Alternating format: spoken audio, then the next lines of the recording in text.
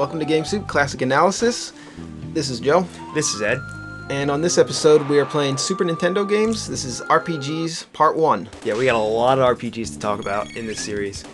But we're going to start off with probably one of my favorites. Yeah, this is probably my second favorite RPG of all time. It's Chrono Trigger. Yeah. Yeah, I don't think there's anybody out there who, any RPG fans who haven't at least heard of the game. It's funny because there's not much to say that hasn't already been said. I feel like. Yeah, this game has been analyzed quite a bit online, but we wanted to give our take on it, I guess. Yeah, so but, I mean, there's a good reason it's been talked about. You know, when did it come out? 94, 95? 94, yeah. Yeah, so it's been 20 years and still people talk about this game. And it's still revolutionary. So Ed recorded the footage for this game and we're just talking over it now. On Classic Analysis, we like to do off-the-cuff analysis, but we like to record the footage first so that we can concentrate more on just talking about game design mechanics. Yeah, it makes more sense that way. Yeah, so it's just easier than trying to play and talk at the same time. Yeah. Anyway, go ahead. Yeah. I started us here in basically the game's first dungeon. It's pretty simple. And the first thing you notice about this game is the charm. Like, you go into this room and there's 3 monsters and this goofy music is playing.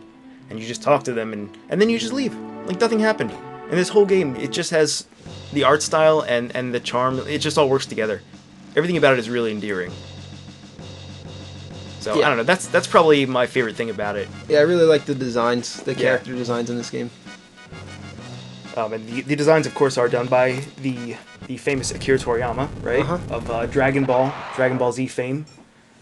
So, you look on the front cover of the box art. Chrono there looks just like a Dragon Ball Z character. Yeah. So, and it's done beautifully in game as well. Yeah, I really like the varied character designs in this game, especially the main characters. Yeah. There's so many different types of characters. Nobody looks generic.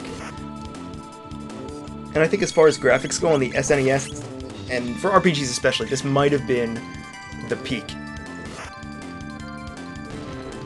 Yeah, it's up there with Super Mario RPG, in my opinion. So, and another thing that I really like about the game is that the battles, they're not just random. You don't just randomly change into a battle screen and it takes you out of the current action. It keeps you on the same screen, and the enemies, you see them. Right. And you can see them coming, and they sometimes attack you in a clever kind of way, like we just saw in the previous room. So it's sort of like Ninja Turtles, Turtles in Time, or a game where like Turtles in Time, they'll throw enemies at you in a clever way. Mm-hmm. They'll jump in from the foreground, or they'll pop out from some hidden area. Mm-hmm. And you'll notice that a lot in this game. So it's hard to compare it to a brawler, but it has that element to it. And it was just the first game that popped in my head. Earthbound did something not exactly the same, but similar, where you could see enemies on the map before you fought them. Right. So yeah, but that entered a separate screen. This you stay on the same playing field. Yeah. You stay on the same field. Yeah, so it's not exactly the same. It doesn't I actually like this system a lot better. And it's one they reused in Chrono Cross 2. And it's something that a few games have tried since then. Final Fantasy 13 for one. And it's kind of cool, it kind of helps not to break the immersion when you're, shoved into a different screen for a battle. Yeah, I think having a separate battlefield for the battle and making it does kind of pull the player out of the game a little bit, and I think it's a little bit archaic as well. Yeah. And here, when they're using the system where they're not pulling you out of the game, it actually matters because placement in this game of enemies and of your characters actually has a huge influence on battle. And I feel like this is something that other devs try to do in their games and maybe don't always get. Like here, it's done so well. Positioning matters for your techs. Mainly, like you have your Chrono's Cyclone Strike here, where you sort of go in a circle. But you have to be in the right area. You have to have the enemies be a certain proximity, a certain distance. I think I did this one, Flame Whirl, and these double techs as well. So like if these Diablos, if these had been farther apart, I wouldn't have been able to attack them both at once. So there's more than just going into the menu and hitting fight. It has to do with placement, position. Right. And unfortunately, it's not something you can really control. Except, I guess, the way you approach the enemy at the very start of the battle. But, I mean, I guess it's a pretty primitive working of that system, but it's still really nice to see. It's an extra little detail that you don't often see even today. Yeah, you just saw Ed running by the enemies there, so you can Yeah. you can avoid battles in this game. Yeah. You can avoid most or all of the battles. Yeah, in the game. most except for the ones that sort of that are like jump out at you. Right. You can skip most of the fights, which is great if you want to do like a low level run. Yeah, the game overall is pretty easy, especially if you just follow the standard path and fight half or most of the enemies. Yeah. Yeah, as far as mechanical balance, this is one of my favorite games because it doesn't require you to grind. Right. One of my favorite RPGs, I should say. So, you play through the story and you experience it at your own pace, but chances are very, very good that you're going to be the correct level for every scenario up until the end of the game. Right, and that can be kind of a hard thing to do, to balance a game, especially where you increase in power so much. Oh, yeah. Like a JRPG in general, you increase in power from almost nothing to the superpower at the end, like almost a superhero. And in this game, there's nothing more satisfying than, like at the start here, we're doing 20 damage, right, per hit, per sword swing. And then towards the end of the game, you're doing these triple attacks and these double attacks, and you're doing like 1,200 damage with a single attack, and it's so satisfying because the damage output just gets so large. Yeah, that's a trope that's repeated for a reason. So it makes it harder to balance, but it's it can be rewarding, I think. So here I think I was just going through the menus. I mean, it's pretty standard. I like that you can see your text and also how long until you're going to get new ones. Kind of gives you something to shoot for. Not much else is too special there, but just thought I'd show it. So you can see me just running past all these enemies. So this game has a New Game Plus mode after you beat the game? Oh yeah, pretty much the first New Game Plus. Yeah, it's the first one I can remember. And it's the first one that actually ended up in this form, like as fleshed out as it is. Right. So you can re-enter the game with all your equipment and levels and start the game from the beginning. So you just crush everyone through the entire game, which makes it even easier than the game already is. One thing I kind of wish that there was in the game was like a harder difficulty where you would really have to utilize your text more and really understand the strategy of the game. I would have liked that as well. I think that would have been cool because the game is overall pretty easy. Yeah. But if you just want to experience a really cool story, a game with great graphics, cool characters, I mean, it's considered one of the best RPGs of all time for a reason. Yeah, it deals with time travel in a way that no other game before or since has ever really done. So the story is unique and is still to this day fantastic and enjoyable. And it has some of the coolest locations, like where Corridors of Time plays when you're up in the sky in the future, right? And throughout the whole game, you're going through these different time periods, and every one is unique, and there's so much to see. Right. Yeah. Beyond just the character designs, the level designs, the environment design is pretty awesome. So take a lesson from that. If you want to make an interesting game, especially an RPG, you really want your backgrounds and your environments to be interesting and varied. If it's just the same dungeon over and over again, the same tile set over and over again, it's going to be boring. Yeah, and like you'll notice here, we basically just did a giant circle.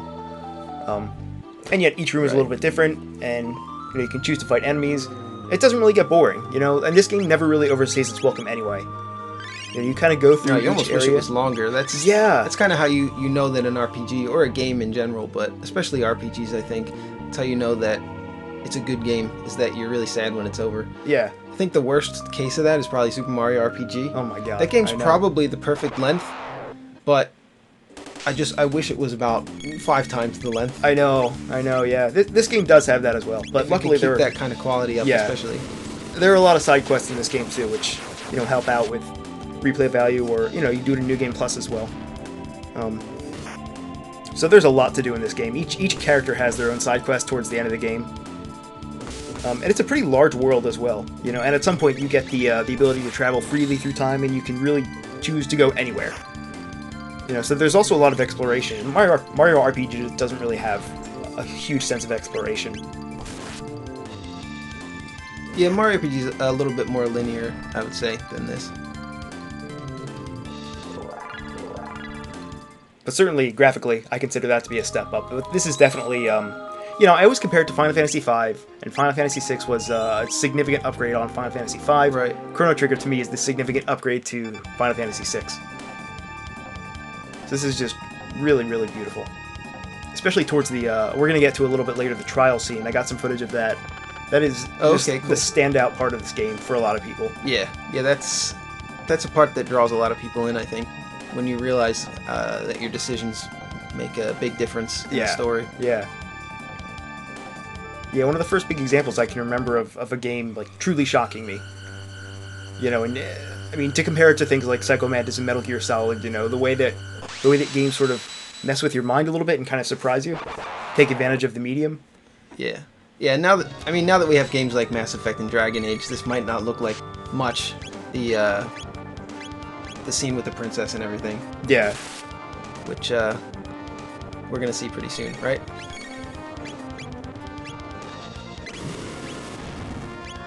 Never mind. Oh. So this is the first boss, right? Yeah, this is the first, yeah, you can also fight Gato if you really wanted to, but this is the first boss. And so you can see here, we've already got the X strike. And it does ridiculous damage. It's already doing 126 damage, whereas just your regular attacks, especially from Luca, are doing very little. It's almost not even worth it. So it's kind of the core of the battle system in this, I guess, is the techs, how each character interacts with each other. Yeah. You can have double and triple techs. So different characters interact with each other in different ways. And it's really nice to be able to make that choice. You know, you can say, I want all three of my characters to use up their turns together, which means you're waiting a significant amount of time for their bars to fill up. Right. But, you know, the benefit there is that you get to launch, you know, 3 different attacks essentially at once. So it really is a game of managing bars, which doesn't sound that fun when you put it that way.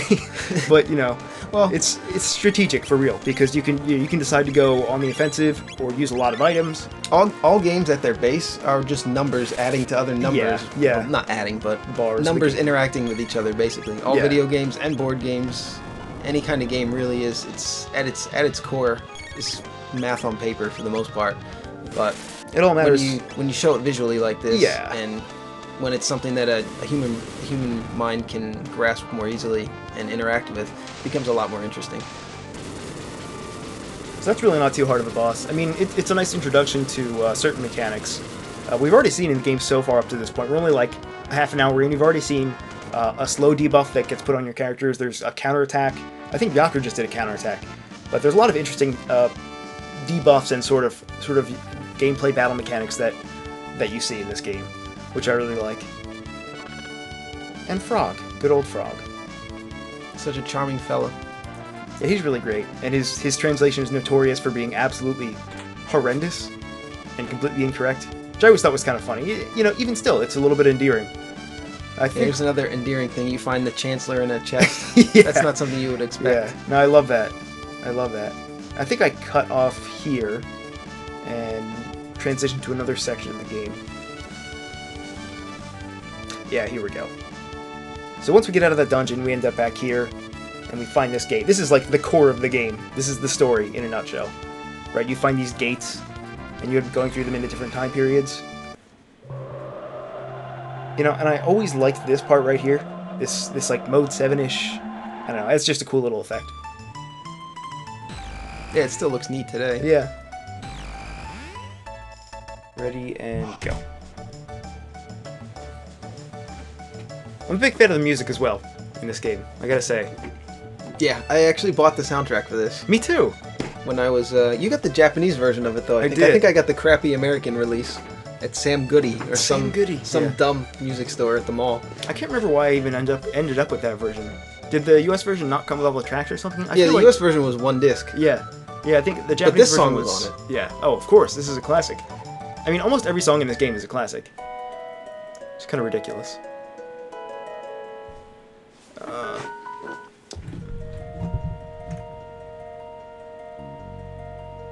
Do we have an issue?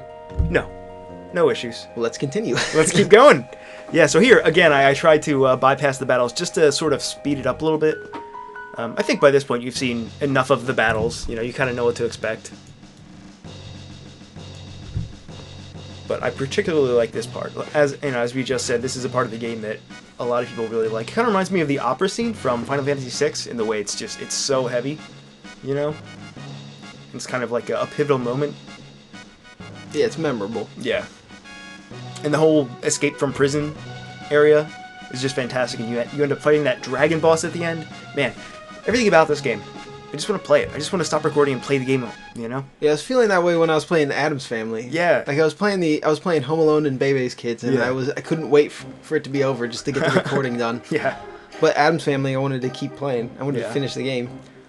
So graphically, I love everything about this graphically. Like you have that giant stained glass window, and it looks really fantastic. Yeah, And they really figured out how to do the Super Nintendo Yeah. graphics by this point, the And- 16-bit graphics by this point. The perspective in this room, I'm sure this is something you could appreciate more than most people, but the perspective in this room is really weird, but you know, it looks like almost fantasy. It's almost 5-point perspective. I don't think it actually is.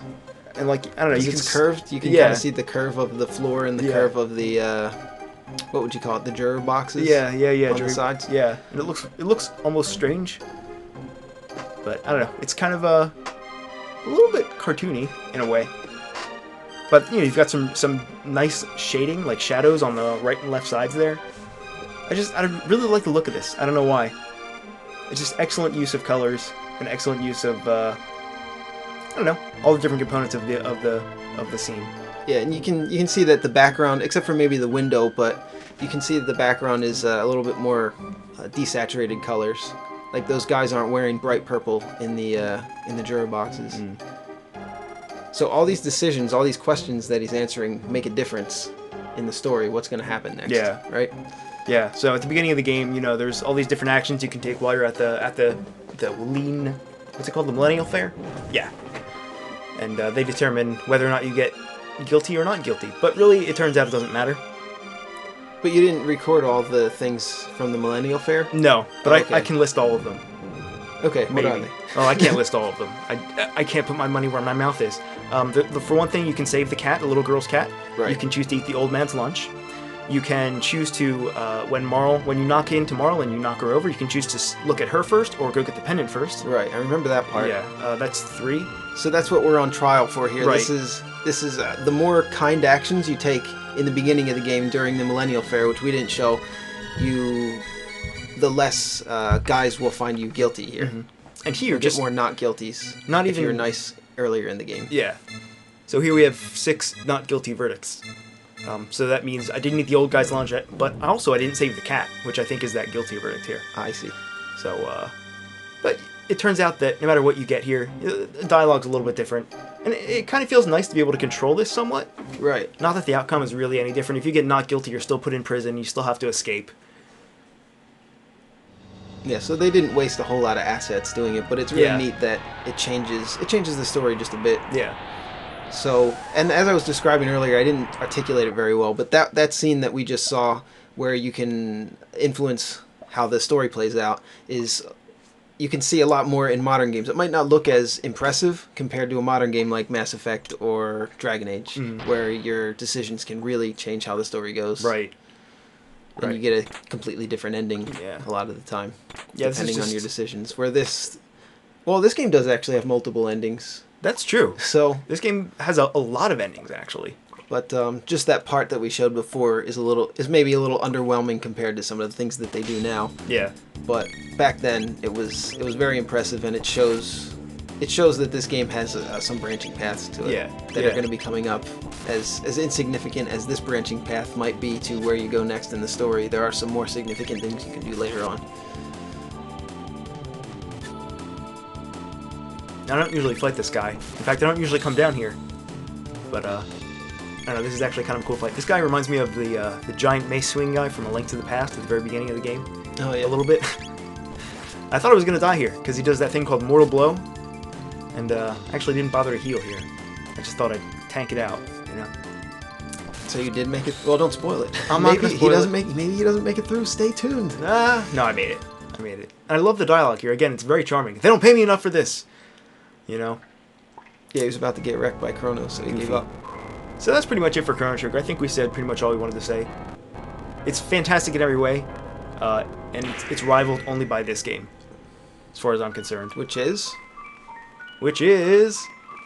Ba-da-dum-bum-bum, drum roll. Super Mario RPG. So, Which was the first game we played on Game Soup, and we never finished it because we had some Yeah. technical issues. yeah. But actually, hey, we We should could probably do it now, yeah. Well, we can because I just got footage of it. Yeah. Of course we can. Hey, let's do it. Let's do it. All right. That should be our next game after Shantae. So, oh my God, where to start with this game? This game is a part of. This is a part of me. Yeah. Me as well. I think I've beaten the game probably 5 times. And the first game I beat the game, we did it together when we were kids. Yeah. Yeah. Those were excellent, amazing times. God, everything about this game. Yeah, we just took turns passing the controller as kids. Can you imagine? Sitting on the floor, playing this for Super Nintendo Yeah. as a kid. I sure one can. One of the more fun times you could have. Probably one of the most fun times I've had in my life. This is a classic. Everything about this game. This was after Chrono Trigger, right? This came out, I think, 95? I think so, yeah. It was shortly after Chrono Trigger, maybe a year after. Yeah. Maybe not even that long. And you just look at the amazing stride they're making here graphically. It's really slow. The video is very slow. Yeah, it is. I had a little bit of problem with the footage, but it does fix in about, I don't know, a couple of minutes. Oh. Do you Okay. do you think it's a problem? Because I could re-record it. Nah, it's alright. I think we should just make a mention of it that it's our goof, not the game's goof. Yeah, that's my fault. I mean, if you don't listen to the audio, you can barely tell. Maybe you can. It's kind of slow. It is kind of It's slow, fine. I guess. Let's just talk about the game. And how great that it is. All right. Yeah, I mean. So Toad gives yeah. us kind of a little tutorial here about how the save points work, but looks like you opted to skip the save point. I did. That's okay. I didn't want him to bother me. I do go on to save it a little bit later, as we'll see. So this is the only place we can go on the world map is to Bowser's Keep. And we see that it's been taken over by this sword named Exor. Which is good. You know, it's a nice change of pace for a Mario game, not to just be Bowser kidnapping the princess. So that kind of blew my mind. Later in the game, when you actually get Princess and Bowser in your party, it completely blows out all the old tropes that we see in Mario games, and still continue to see, which is kind of annoying, really. I mean, nothing as great as this has been done with the series since this. What about Super Mario Galaxy? Yeah, but it was the same story. Oh, as far as story just goes. story-wise, Oh, okay, yeah, okay. yeah. Not as far as gameplay goes. Oh no, Yeah, Mario Galaxy. I could agree with yeah, that. no, they're also masterpieces, but in a completely different way, of course. So this game does a very good job of kind of leading you around where to go. And the story segments with Mario telling the story are charming, I guess I would say. I love those. Yeah. Yeah, where he acts out what's happened, Yeah. what you just did, and he does it Yeah. fairly quickly, and it's better than reiterating in an actual text bubble. Yeah, and, oh my and telling God. you what happened. Can you imagine if there was like dialogue and it said, "This Yeah. is what happened. I went to the castle and da da da da." Yeah. da." Well, And actually, most games don't do that. but- yeah. And we're gonna see another one of those animated sections a little bit later once we get to the Mushroom Kingdom. I love that. It's like a nice long one. It feels just long enough. It's funny. Yeah, And- the dungeon areas, dungeon in quotes areas of yeah. this game, the dangerous areas, are relatively short, and they're all different. They're all varied from each other. So, like, this game and Chrono Trigger do that in a similar way. The dungeons are, I'd say, probably even shorter in this game. Yeah. And they really have a lot. They really throw a lot of assets at you quickly. Yeah. They don't reuse very much in this game. They do have some palette swaps, and there are they use some similar tiles here and there, but it's overall very interesting and really varied. So as here we far get as the graphics go. yeah. Now here we can take a look at timed hits, which is probably the crowning achievement of well, I don't want to say that because everything about this game is a crowning achievement, but certainly one of my favorite parts is the timed hits system. Depending on how well you time a hit, when you time your button press when you're attacking Yeah, or defending. you press the button as soon as you're about to hit the enemy. The timing is different for each character and each weapon with each character, Yeah. so there's a lot of learning that goes on. You have to kind of figure out the timing for each weapon. It's actually a really, really complex system. Like you said, each weapon and each character has their own timing, but also there are like imperfect and perfect timed hits. So you can either completely negate damage, like there. Yeah, you can block You know? too if you press what is it, B or A when they hit you? I It's think actually just A. It's actually any of the face buttons. Oh, really? Believe it or not. Oh, okay. Which is really strange. I think I always press A. I just thought it was A. Yeah, I think that's what the game tells you to do, but you can hit any button. But, you know, if you don't do it perfectly, you can still maybe take half damage, but if you do it perfectly, I don't think it's frame perfect, it's like you get a certain window of a couple of frames at least. And you can just completely negate damage, which is really nice, you know? When you play a game like Final Fantasy and you're just trading blows and you really have no control over what's happening, you just have to accept the hits. and just tank and heal as best you can. Right. But this small addition makes it feel so much more interactive. Yeah, it's a little bit more action than your standard turn-based battle system. Because you're not only controlling during your turn, but you're also reacting on the enemy's turn instead of just watching. And also the blocking for each enemy attack is going to be different. Yeah. So you kind of have to learn how the enemy attacks work. You have to learn the timing on all of them. Oh, it looks like he missed there. Yeah, he did. He did miss. I was really lucky. I thought I was going to kill him here, but I didn't.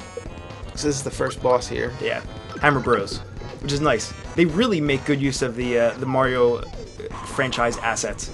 You know, yeah, as well as including their own unique assets. Yeah, yeah, a lot of very unique and a lot of unique and neat characters are introduced in this game that they never use again.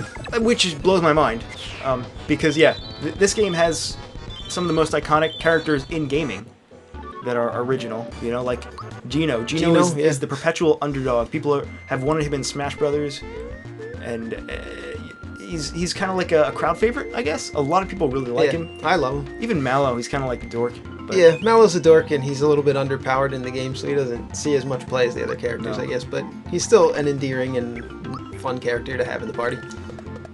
Yeah, and this game has so much humor as well. I try to keep Mallow in my party as much as I can. No, because I want to use the characters like almost equally, but I really can't. No, especially later in the game. No, I can't even feel bad for him. I always just replace him immediately. I like that. There's a guy hidden there who comments at various points on the game and has different text. Yeah, speaking of secrets, this game has many secrets, and they're done in the right way. Yeah. In traditional Mario style. Rewarding for finding, and you don't have to find them to progress. You don't have to find them to really be able to beat the game or be powerful enough. But you do feel rewarded at each time that you encounter a secret. And I think it's actually, it's incredible the way they did it. You know, when you play a Mario game like Mario 1 or Mario 2, you stumble upon invisible blocks, right? And you get, a secret 1-up. Here they take that concept and I think there's 100 invisible blocks over the course of the game. And, you can try to find all of them. And actually later in the game, there's an NPC that tells you how many you've gotten, So that also provides you a lot of extra value, I suppose. You can try to find 100 invisible blocks scattered throughout the game. So there's quite a lot to do.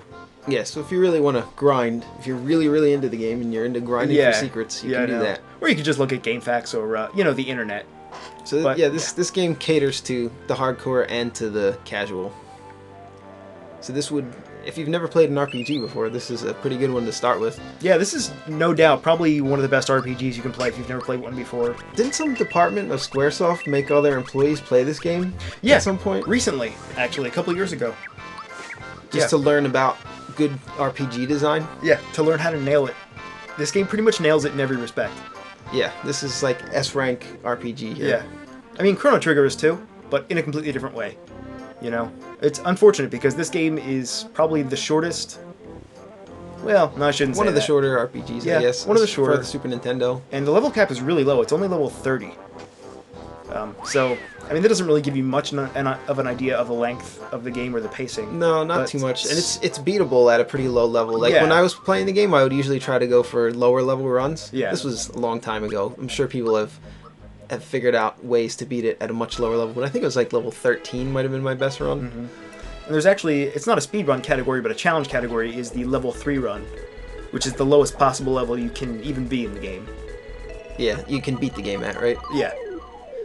I mean, not that you can be, but yeah, when you get to the end of the game, you can be as low as level 3. Right. Yeah, if you avoid every possible battle that you can avoid. Yeah. Yeah. So you can see the Goomba as well as that Spiky, which I believe is a new enemy. You don't see that in any previous game, right?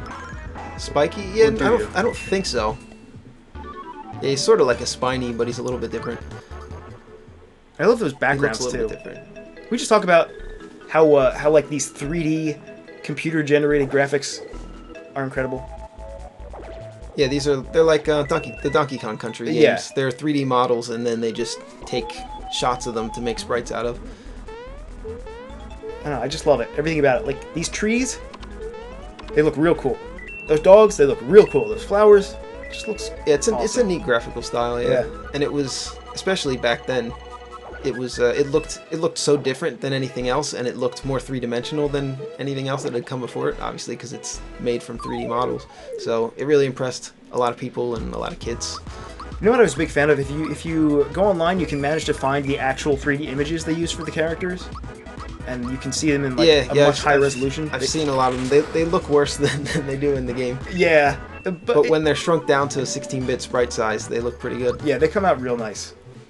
So this game, it has, like we were talking about earlier with the timed hits, it has a really intuitive and clever battle system, which I think is really important for an RPG, especially a JRPG like this, where you're in battle a lot. Yeah. You spend a lot of time in battle, so they have to keep it interesting, and they really do a great job of that with this game. Beyond just with the timed hits,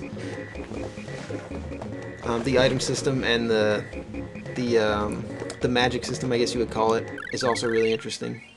And I love this too. You know, they give you these invincibility stars. Now, in a normal Mario game, that would just, you know, you'd be able to run a little bit and kill a few enemies. But here, you actually get free experience. Yeah, you get the experience for every enemy that you kill, and those don't respawn, so you only get one shot.